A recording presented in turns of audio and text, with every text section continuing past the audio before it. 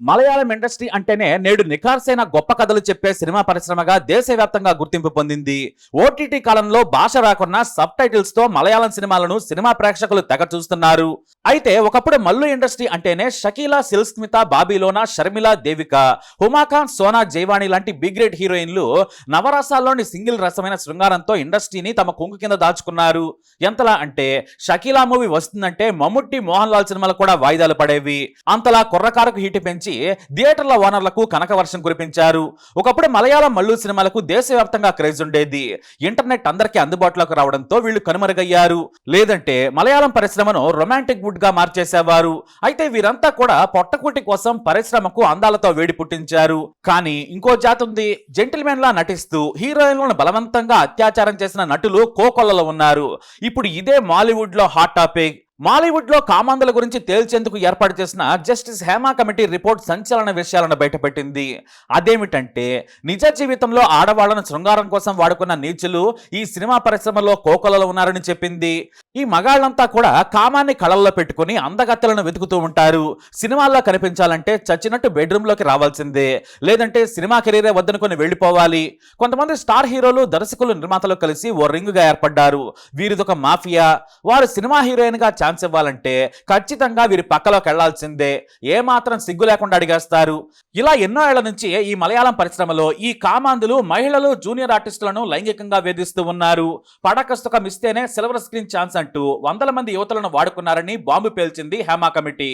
ఒకవేళ కాదు కూడదు అంటే సదరు మహిళా నటీమణులు, హీరోయిన్ కావాలనుకున్న వారిని ఇండస్ట్రీలోనే లేకుండా చేస్తారు.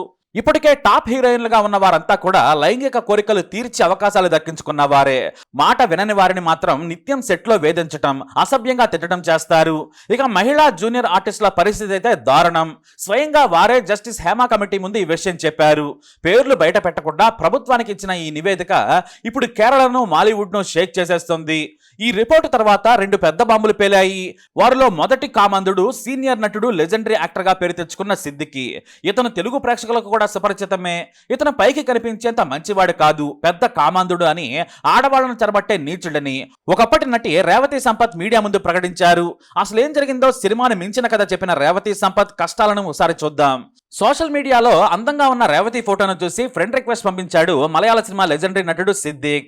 పేరున్న గొప్ప నటుడు ఫ్రెండ్ రిక్వెస్ట్ పంపడంతో యాక్సెప్ట్ చేసింది రేవతి. అప్పుడు రేవతి ఇంటర్మీడియట్ చదువుతోంది. తనకు బేటా అంటూ మెసేజ్లు పెట్టేవాడు. కూతురిగా సంబోధిస్తూ మూలని రాసేవాడు సిద్దిక్. అప్పుడప్పుడు మెసేజ్లు పంపడం నుంచి ఏకంగా తన ఫోన్ నంబర్ కూడా ఇచ్చాడు. తరచూ మాట్లాడుతూ ఉండేవాడు. కూతురిగా పిలుస్తున్న తండ్రి వయసున్న సిద్దిక్ ని ఆమె బలంగా నమ్మింది. పైగా ఆయన మలయాళ సినిమా ఇండస్ట్రీలో పేరున్న గొప్ప నటుడు. క్యారెక్టర్ ఆర్టిస్ట్ గా నేటికి ఆయన లెజెండ్ అని చెప్పొచ్చు. తన స్నేహితులకు గొప్పగా చూపించేది రేవతి. అయితే డిగ్రీ పూర్తయిన తర్వాత సుఖమైరి కట్టే మలయాళం సినిమా ప్రివ్యూకి రమ్మని ఆహ్వానించాడు. పెద్ద పెద్ద నటులు, దర్శకులు వస్తున్నారు, నువ్వు కూడా రా అని చెప్పాడు. దీంతో రేవతి వెళ్ళింది. ఆ సినిమా ప్రివ్యూ ముగియగానే నువ్వు చాలా అందంగా ఉన్నావు, హీరోయిన్ గా నటించే అవకాశం ఉందా అని అడిగాడు. ఇంతలోనే ఈ విషయాలన్నీ ఎక్కడ కాదు, హోటల్లో మాట్లాడుకుందాం పదా అన్నాడు సిద్దిక్. తనని కూతురుగా పిలిచిన వ్యక్తి గదికి వెళ్లడం వల్ల ఎలాంటి భయం అక్కర్లేదనుకుంది రేవతి. కొచ్చిలోని పేరున్న హోటల్కు రేవతిని తీసుకెళ్లాడు. గదిలోకి వెళ్లగానే గడియ పెట్టాడు. రేవతిని కూర్చోమని చెప్పాడు. రేవతి మామూలుగా చైర్లో కూర్చుంది. నువ్వు నాతో శృంగారానికి ఒప్పుకుంటే నిన్ను మలయాళం సినిమాలో పెద్ద హీరోయిన్ చేస్తాను. నాకంత పవర్ ఉంది. నేను చెబితే హీరోలు, దర్శకులు వింటారు, లేదంటే నేనే నీతో నిర్మాతగా సినిమా తీస్తాను, నాతో పడుకోమని డైరెక్ట్ గా రేవతిని అడిగేశాడు. దీంతో ఆమెకు భయం వేసింది. తనని అత్యాచారం చేస్తాడేమో అని కంగారు పడింది. కానీ రేవతి ధైర్యం తెచ్చుకుంది. సార్, మీరు ఇలా మాట్లాడటం మంచిది కాదు, మీరు నాకు తండ్రి లాంటి వారనుకున్నానని చెప్పింది. కానీ బెడ్ మీద కూర్చున్న సిద్దిక్ వెంటనే లేచాడు. ఆ తర్వాత సరాసరి ఆమె కూర్చున్న చైర్ దగ్గరకు వచ్చాడు. భయంతో రేవతి లేచి నిలబడింది. ఆ వెంటనే గట్టిగా కౌగిలించుకున్నాడు సిద్దిక్. నీ అందానికి సినిమా అవకాశం సులభంగా వస్తుందని చెప్పి లైంగికంగా దాడి చేయబోయాడు. బలవంతంగా రేవతిని కదలనీయకుండా పట్టుకున్నాడు. అతని కౌగిల నుంచి బయటపడేందుకు బతిమలాడింది రేవతి. కానీ అతను వదిలిపెట్టలేదు. ఆ తర్వాత గట్టిగా అరుస్తూ నెట్టేసింది. నువ్వు నన్ను తక్కువ అంచనా వేస్తున్నావు, నీ సంగతి అందరికీ చెబుతాను, పోలీసులకి నీ గురించి చెబుతారని బెదిరించింది రేవతి. అయినా సరే ఏమాత్రం భయపడలేదు అతను. నీ మాట ఎవ్వడం నమ్మడు, నేను పోలీసులను కూడా నమ్మించగలను, నువ్వు ఇప్పటి వరకు ఏ సినిమాలో కూడా నటించలేదు, నిన్నెవడు నమ్ముతాడని బెదిరించాడు. ఆ తర్వాత భయంతో పరుగులు తీసి ఇంటికి చేరుకుంది. ఆ వెంటనే ఫేస్బుక్ లో నటుడు సిద్దిక్ గురించి తన బాధను, కన్నీళ్లను 2016 2016లోనే రాసుకొచ్చింది రేవతి. కానీ మొదట 1-2 మీడియా సంస్థలు ఈ కథనాన్ని ప్రచురించాయి. ఆ తర్వాత ఎవ్వరూ పట్టించుకోలేదు. ఇప్పుడు ముగ్గురితో ఏర్పాటు చేసిన త్రిసభ్య కమిటీ మలయాళం సినిమా పరిశ్రమలో కామాంధులు మహిళల జీవితాలతో ఎలా ఆడుకుంటున్నారో 250 పేజీల నివేదికను ప్రచురించింది. అందులో ఇలాంటి శృంగార మాఫియా బండారాన్ని బయటపెట్టింది. ఈ కమిటీలో జస్టిస్ హేమతో పాటు మన తెలుగు లెజెండరీ నటి ఊర్వశి శారద కూడా ఓ సభ్యురాలు. ఈ కమిటీ ఎంతో మంది మహిళల గోడును నివేదికలో పొందుపరిచింది. ఇప్పుడు హేమ కమిటీ రావడంతో ధైర్యంగా ముందుకొచ్చి రేవతి నాడు జరిగిన ఘటనను మీడియాకు చెప్పింది. ఆ వెంటనే Siddique Malayalam movie artist general secretary పదవికి రాజీనామా చేశాడు. అంతేకాదు, నా మీద అబద్ధాలు చెప్పి పరువు తీస్తుందని ఏకంగా రేవతి మీదనే కేసు పెట్టాడు ఈ సిద్దిక్. ఇది ఇప్పుడు పెను సంచలనంగా మారింది. అయితే ఓ సీనియర్ నటికి కూడా ఒక సీనియర్ నటుడి నుంచి ఇలాంటి లైంగిక వేధింపులకు గురైందని కమిటీ ఓ దారుణమైన ఘటనను నివేదికలో రాసుకొచ్చింది. ఓ సీనియర్ నటుడు సదరు నటి అవుట్డోర్ షూటింగ్ లో ఉన్నారు.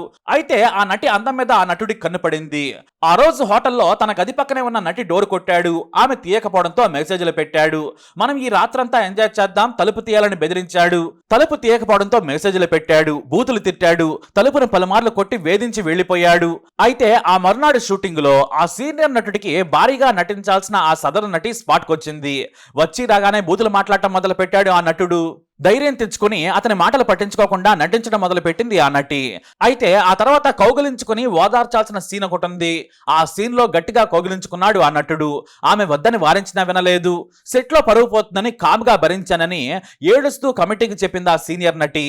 ఆమె ఇప్పుడు పెద్దగా నటించడం లేదు. కాకపోతే ఆ సీనియర్ నటుడు సిద్దిక్ అనే రూమర్స్ కూడా ఉన్నాయి. ఇతని గురించి రేవతి దారుణంగా మాట్లాడింది. అతను కామంతో తిరిగే మృగం అంటూ తీవ్రమైన వ్యాఖ్యలు చేసింది. ఈ వివాదం ఇలా నడుస్తూ ఉండగానే లెజెండరీ రచయిత, దర్శకుడు, నటుడు రంజిత్ కూడా ఓ కామ పిశాచి అని బాంబు పేల్చింది బెంగాలీ నటి శ్రీలేఖ మిత్ర.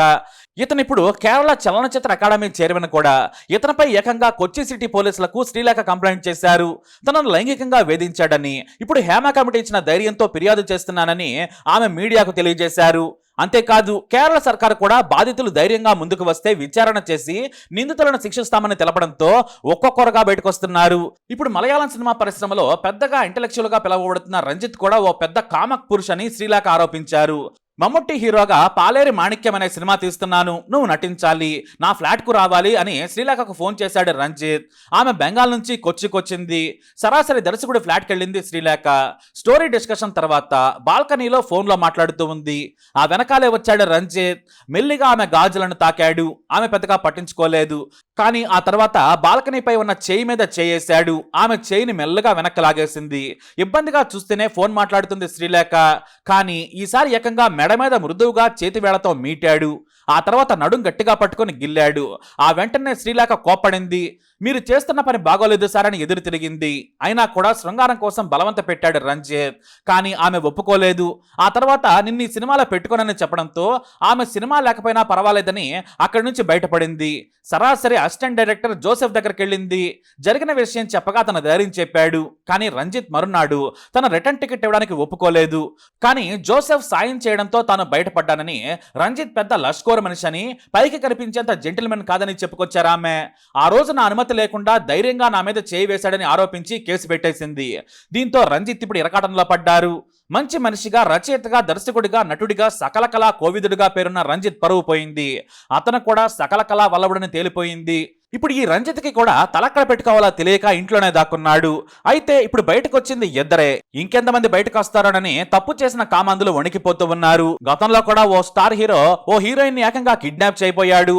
ఆ కేసులో పరువు పోగొట్టుకున్నాడు. జైలుకు కూడా వెళ్ళొచ్చాడు. అయితే ఇక్కడ హేమ కమిటీలో ఓ స్టార్ హీరో ఈ మాఫియాకు నాయకుడట. అతనైతే ఏ హీరోయిన్ అయినా సరే పక్కలోకి రాకుంటే పంపించేస్తాడు. నిర్మాతలు, దర్శకులకు చెప్పి ఛాన్సులు అస్సలు రానవడట.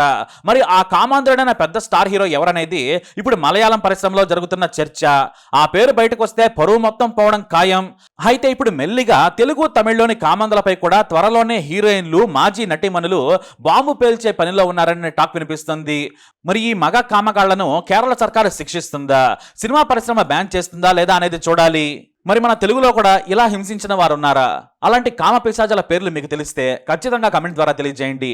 ఈ వీడియో అప్డేట్స్ కోసం మై ఛానల్ ఫాలో అవ్వండి. అలాగే తప్పకుండా సబ్స్క్రైబ్ చేసుకోండి.